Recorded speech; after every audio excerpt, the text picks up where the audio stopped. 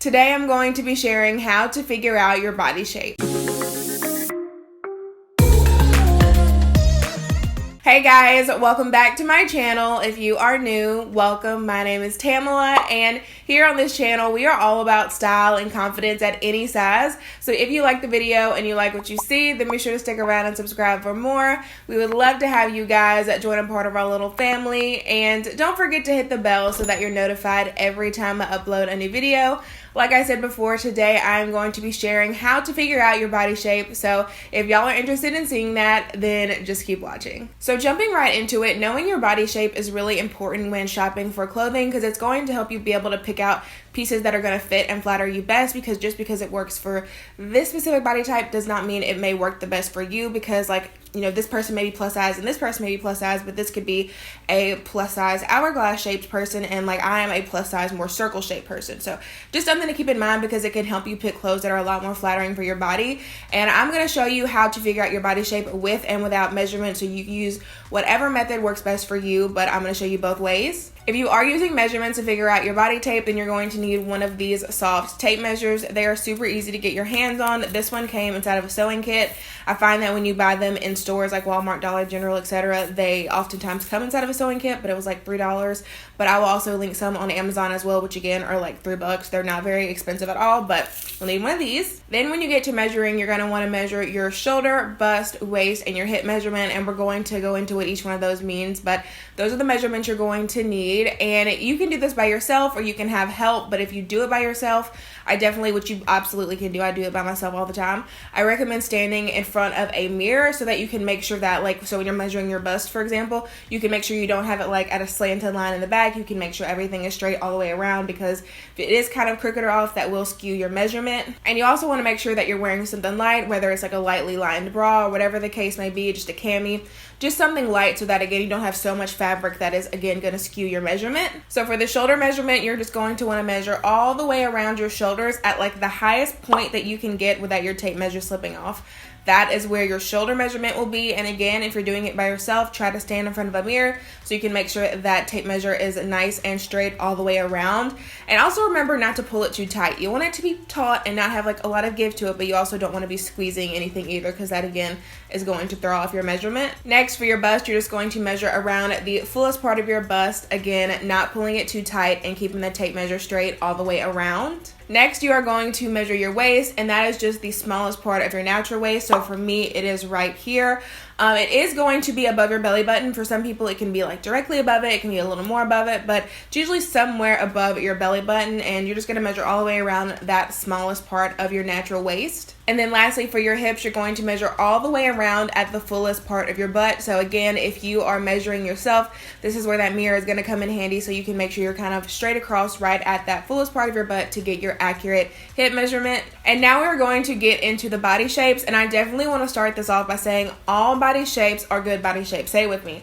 All body shapes are good body shapes. This is just a great reference point that's going to be able to help you pick, like I said, different pieces in your closet that are going to flatter your body the best. And these are the 5 most basic body shapes, so there definitely are subcategories, or you can fall between one or the other, but try to find wherever your measurement is the closest to, and that is going to be kind of your basic baseline of your body shape. We are going to start off with the circle body shape. This just happens to be the shape that I am, and if you are using your measurements, then your waist is going to be the largest measurement. So out of your shoulders, bust, waist, and hips, your waist is going to be the biggest. And if you are not using your measurements, then visually I say it's really easy to just stand in front of a mirror and look, because oftentimes you'll be able to kind of see these shapes take shape if you just kind of pay attention and look in the mirror. So for me, and most circle women, you are going to carry most of your weight in your midsection. So I know that's definitely the case for me. And if I look in the mirror, I can definitely kind of see that circle shape play itself out. Also, if you are not using measurements, when you look in the mirror, you'll be able to see that you don't have a very defined waist. You can definitely see this on me. I don't have much of a waist. That's okay. That's why we're always belting things. We have to create us a waist, and that's okay. And you also, as a circle shape, generally tend to have smaller legs in proportion to the top half of your body.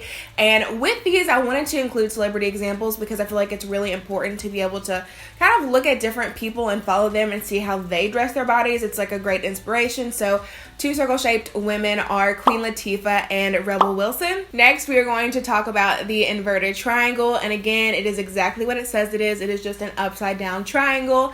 And if you are using your measurements, then your shoulder and your bust measurements are going to be larger than what your hip measurement is. So if you're not using your measurements and you're looking in the mirror, you'll kind of be able to see your body kind of broaden up at the top and then get kind of smaller as you get to the bottom. Just like that inverted triangle shape, you will typically have more broad shoulders and maybe even a bigger bust and be quite smaller in the hips.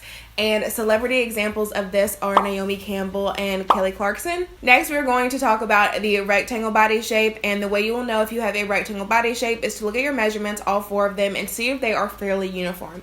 Usually, if they're right around the same size, fairly proportionate, then you are a rectangle shape. And a great way to look at this, if you are not using your measurements, is to just look in the mirror and see if you just look very, I guess narrow is the word, straight up and down. So not a lot of like curves, not a lot of a shift of broader shoulders or anything. You're kind of going to be able to see where your shoulders are going to be proportionate to your hips. So kind of straight up and down, like you could put something next to you and it would be straight up and down. So typically a rectangle body shape will not have a very defined waist and have pretty proportionate like shoulder to hip ratio, which I feel like is the easiest thing to look at when you look in the mirror to kind of see if your shoulders line up with your hips. I hope that makes sense.